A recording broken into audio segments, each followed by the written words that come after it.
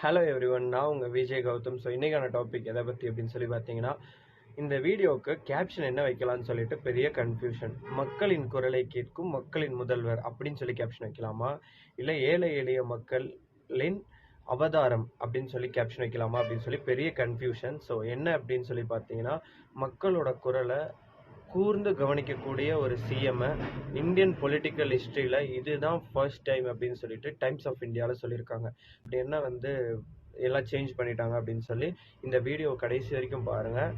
பார்த்தீங்கன்னா உங்களுக்கே கிட்டத்தட்ட அந்த கூஸ் பம்ப்ஸ் மூமெண்ட்லாம் வரும்.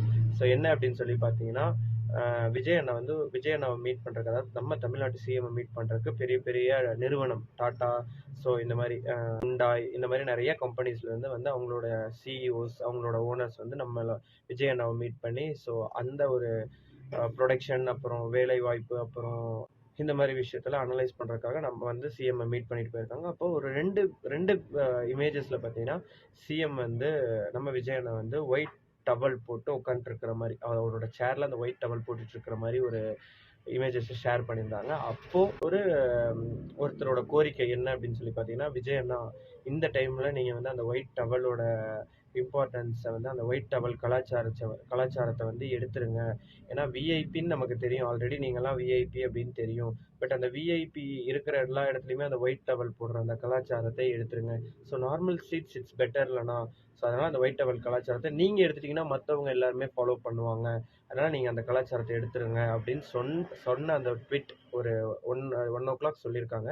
திருப்பி 3 o'clock வேற ஒரு நிறுவனம், வேற ஒரு கம்பெனி கூட விஜய் அண்ணாக்கு மீட்டிங் இருந்திருக்கு. அந்த மீட்டிங்கில் விஜய் அண்ணா அந்த ஒயிட் டவலை எடுத்திருக்காரு பின்னாடி.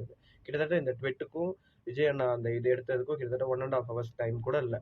அப்படின்னா என்ன அப்படின்னா, விஜய் அண்ணா மக்களோட வாய்ஸை கிளியராக லிசன் பண்ணிக்கிட்டே இருக்காரு ஒவ்வொரு இடத்துலையும் அப்படின்றது தான் இந்த வீடியோவோட கான்செப்ட்.